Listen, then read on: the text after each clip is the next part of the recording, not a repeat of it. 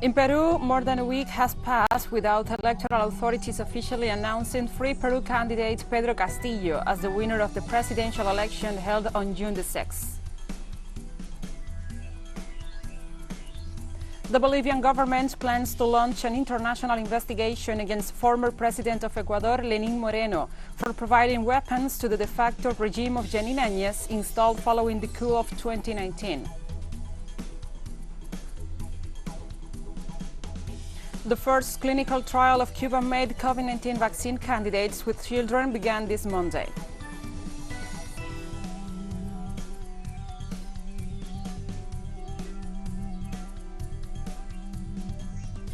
From the headquarters of TeleSUR English in Havana, Cuba, this is From the South. I'm Gladys Quesada. And now we begin with the news. In Peru, more than a week has passed without electoral authorities officially announcing Free Peru candidate Pedro Castillo as the winner of the presidential elections held on June the 6th. Seemingly seeking political destabilization, the far-right and losing candidate Keiko Fujimori insists on denouncing the fraud.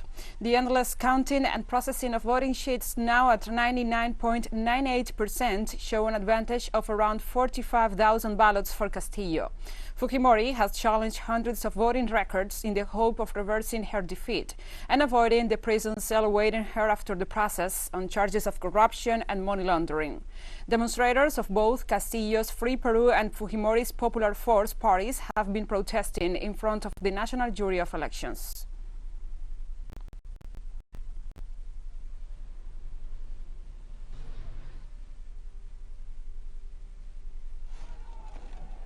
In Colombia, the demonstrations serve as a prelude for the inauguration of the Monument to the Resistance, a symbol of the popular struggle that the Colombian people have been waging since April 28th. The sculpture was made by protesters themselves and in compliance with the requirements of local authorities.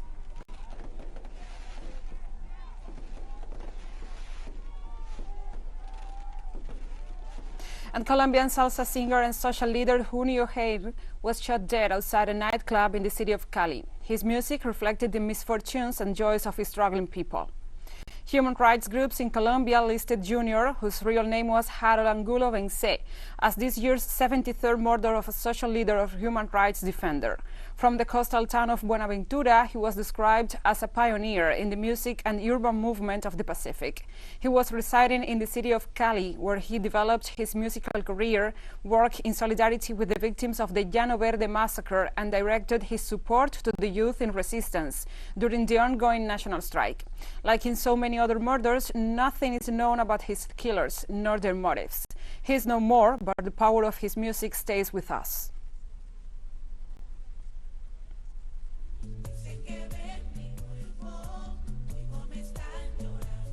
The government of Argentina has questioned the colonial and offensive policy maintained by the United Kingdom against the country, 39 years after the end of the war over the Malvinas Islands.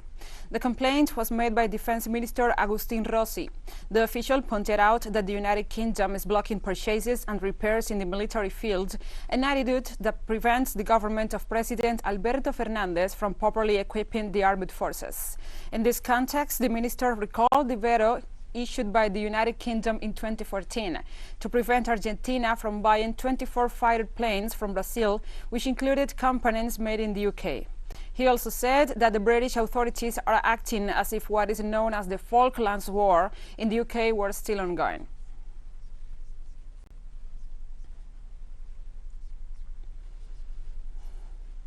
Costa Rican authorities conducted dozens of raids and arrests this Monday, including the presidential palace and various state agencies, as part of an investigation centered on an alleged network of bribes in exchange for public works. It is presumed that the network embezzled about $125 million between 2018 and 2020. According to the investigation, a group of private companies ensured that public officials helped them with road construction and maintenance contracts with bribes ranging from vehicles to properties, cash, and personal favors. Teams of agents carried out 57 raids, 14 of them in public institutions, including the offices of the president. This is the second time that the presidential palace has been raided under the current administration of Carlos Alvarado. In February 2020, authorities entered the presidential headquarters as part of investigations into the possible illegal access to sensitive personal information related to the Presidential Data Analysis Unit.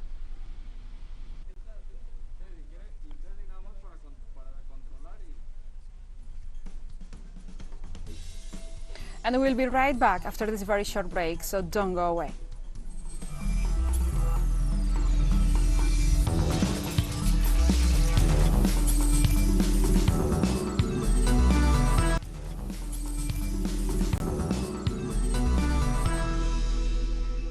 Welcome back. The Bolivian government plans to launch an international investigation against former president of Ecuador, Lenin Moreno, for providing weapons to the de facto regime of Janine Áñez installed following the coup of 2019. Representatives of Bolivia to the United Nations Diego Pari proposed to investigate the role of Moreno regarding the supply of lethal and non-lethal weapons to the regime installed after the coup against former President Evo Morales. Weapons that were used against the Bolivian population as seen in Sankara and Sacaba massacres. The diplomat noted that the supply of these arms represents a serious violation of international law and therefore requires a serious inquiry by international organizations. Áñez's former government minister Arturo Murillo, who was recently arrested in the United States on money laundering charges, has been identified as the main person in charge of securing the weapons loan facilitated by former Ecuadorian President Lenin Moreno.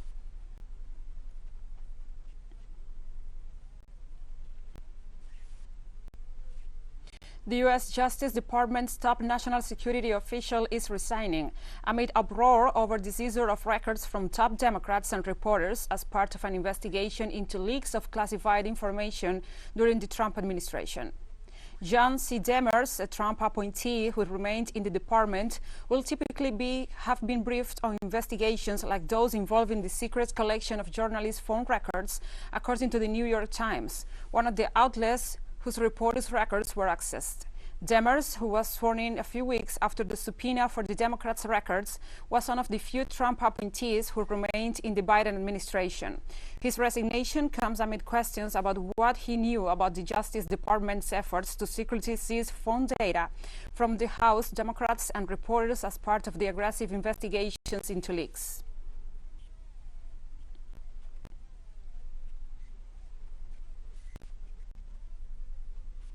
NATO member countries had declared China as a military threat, but the Asian giant had something to say too. Your time of bossing the world around is over, the Chinese Foreign Ministry told Western leaders. Commenting on the Western summit's focus of perceived dangers from the East, the Chinese Foreign Ministry reminded the imperialist powers that the days when the global decisions were dictated by a small group of countries are long gone, and emphasized that the states, large or small, strong or weak, poor or rich, are equal, so world affairs should be managed in consultation with all countries. There is only one international body, and that is the United Nations, as spokespersons reminded them.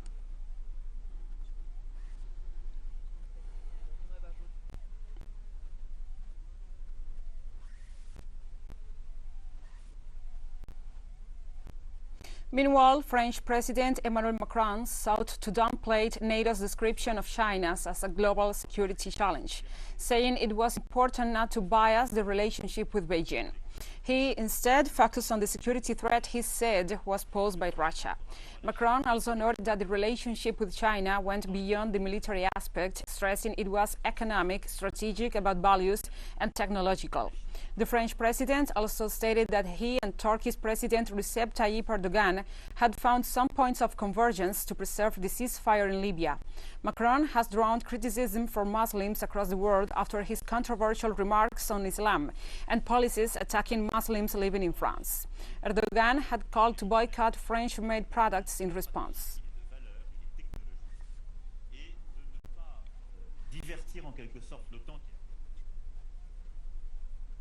The United Nations High Commissioner for Refugees has noted that the COVID-19 pandemic has done little to stop the spread of war, violence and discrimination and the people fleeing these situations. The latest UN report shows that there are 3 million more refugees across the globe than in 2020. Filippo Grandi's comments come out days after the U.S. Vice President Kamala Harris sought to assure poor and threatened populations of Latin America that the United States has the capacity to make living conditions better to prevent people fleeing to the U.S. border. Beyond the pledge, her message was clear: don't come to the U.S. or you will be deported. Cannot only look at the border piece. We have to look at this phenomenon in its entirety. Why are these people moving?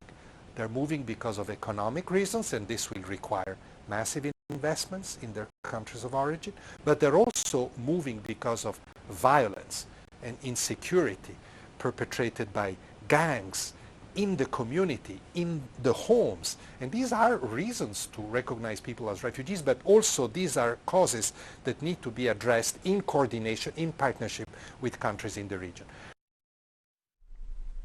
Thousands of Hungarians protested in Budapest on Monday against a law expected to be approved by Parliament on Tuesday that will ban the so-called promotion or portrayal of homosexuality or sex reassignment surgery. The bill will effectively ban educational programs and publicity of LGBT groups. Most opposition parties said they will boycott the vote, but Parliament, dominated by Prime Minister Viktor Orban's ruling right-wing Fidesz party, which drafted the law, is expected to approve it. Protest organizers said the law will severely restrict freedom of expression and children's rights. Last December, Parliament adopted a package of measures ensuring the traditional family, effectively banning adoption by same-sex couples. I think this country is heading in a worse and worse direction, and it is getting more and more uncomfortable to live here, not only to gay people, but basically for everybody else. And this kind of constant propaganda that is blinding people is a bit extreme. And to mix up homosexuality with sexual crimes is disgusting. To hide things instead of people speaking out, they have to live in secret is basically not a good thing. We cannot talk to each other honestly about things that are touching all of us. Fidesz and the Christian Democratic People's Party, in the name of protecting families, they join those who are abusing children under the mask of fighting against pedophiles. They break families just for their topical interest. Each abused child who fears asking for help because of homophobic or transphobic hatred will suffer because of those MPs who voted for this hate-provoking law proposal. And despite the difficult conditions resulting from the terrorist war and the US and European blockade, Syria managed to successfully complete the equipping of a center specialized in blood stem cell transplants, the first of its kind in the country to treat children with cancer. More details in the following report with our correspondent, Hisham Wanos. The center, based at the Pediatric Teaching Hospital in the capital Damascus, will be a hope for many children and families. This was stated by the First Lady of Syria, Asma al-Assad, during her visit to the facility, where she remarked that due to the war, circumstances and the blockade, some believed that it was impossible to complete such a center. But with determination, commitment, collaboration between institutions and teamwork, this dream became a reality.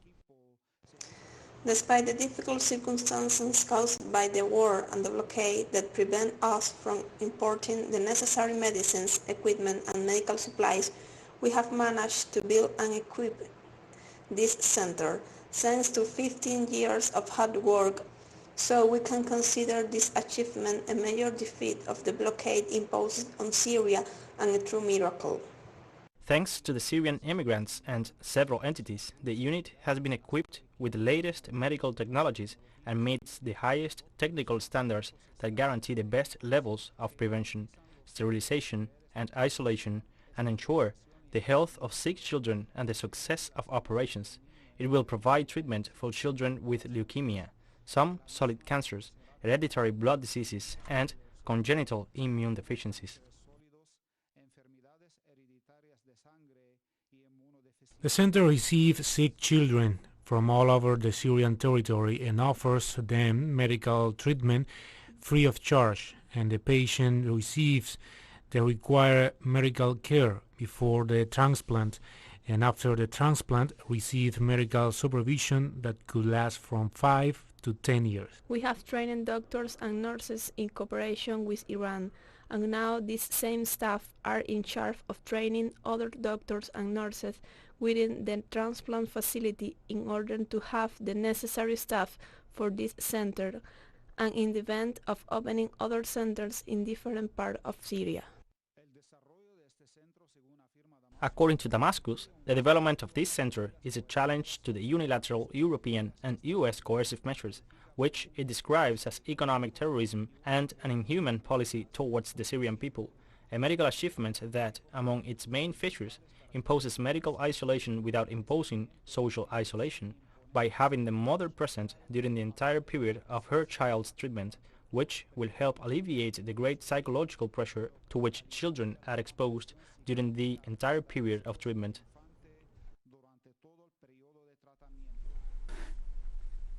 And we have more stories coming up after this final short break, so stay with us.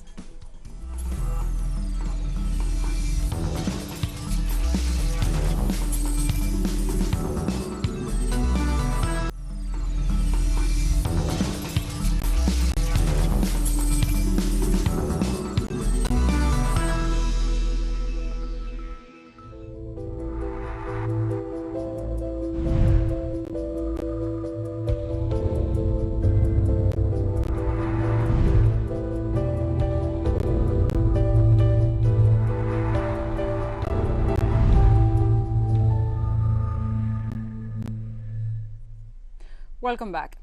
The first clinical trial of Cuban-made COVID-19 vaccine candidates with children began this Monday, which will see the participation of 350 children and adolescents aged between 3 and 18 years old. The trial was approved on June 10th by the Center of State Control of Medicines and Medical Services. 50 volunteers will participate in the first phase of the trial and another 300 in the second phase. All will receive 2 doses of the Soberana O2 vaccine candidate, followed by one of the Soberana Plus. The first group to receive the jabs will include adolescents aged 12 to 18, and the second, children from 3 to 11 years old.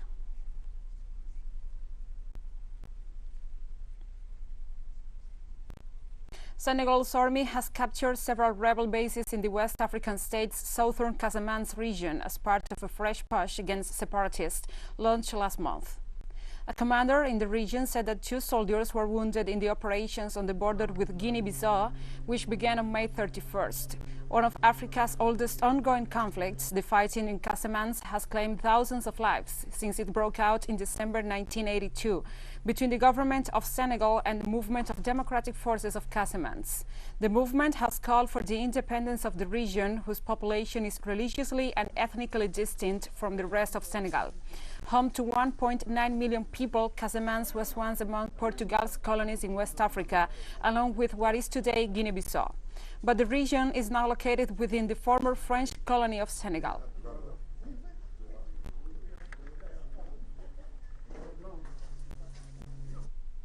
The United Nations World Food Programme is providing food assistance to hard-to-reach areas in Ethiopia's Tigray region, which has been wrecked by conflict, with UNICEF warning that tens of thousands of malnourished children risk dying in the region as famine spreads.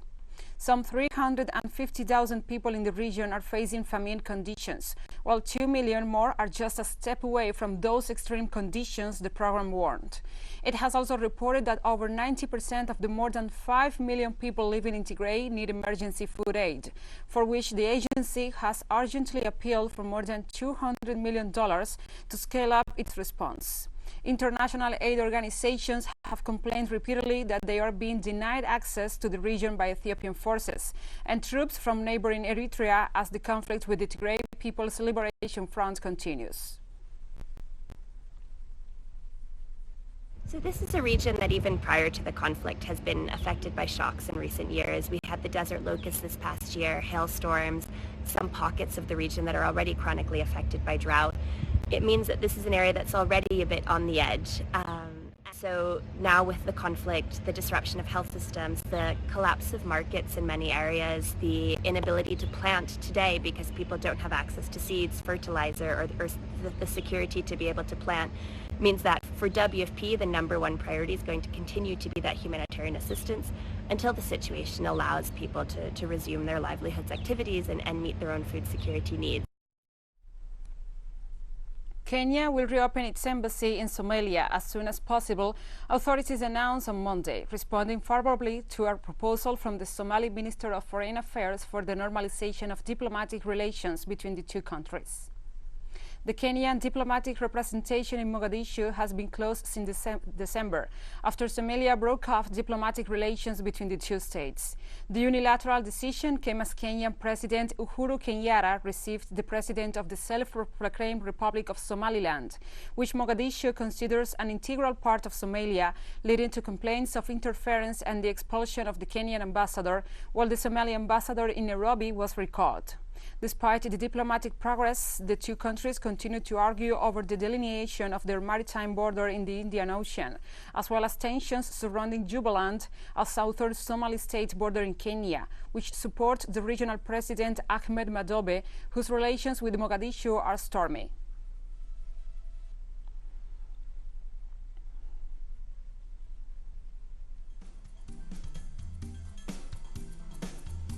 And we have come to the end of this news brief. But remember, you can find these and many other stories on our website at telesurenglish.net. And also, if you feel so inclined, please join us on social media. We are on Facebook, Twitter, Instagram, and Telegram. For TeleSUR English, I'm Gladys Quesada. Thank you for watching.